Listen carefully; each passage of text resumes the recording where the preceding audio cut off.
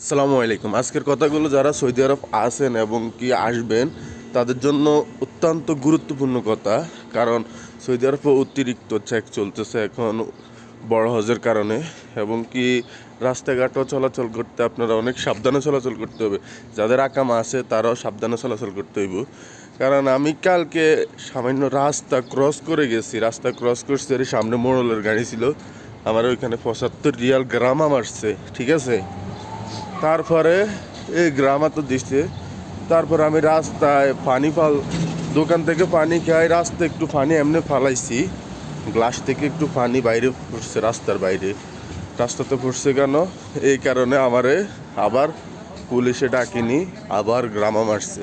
এখন গ্রামাটা কত টাকার ওইটা তো আর সিউজ জানি না, এখনো আসে নাই ওই গ্রামাটা। আর রোড ক্রসের গ্রামাটা 75 রিয়াল ওইটা আসছে, কিন্তু রাস্তায় পানি ফেলাইলে কত রিয়াল গ্রামা এটা সিউজ জানি না আমি, ওইটাও মারছে আমার এই গ্রামাটা। এখন কে কে আপনারা জানেন সৌদি আরবের রাস্তায় এভাবে পানি ফেললে গ্রামা মারে? আরে এগুলো নিয়ম কানুনের অভাব নেই ভাই।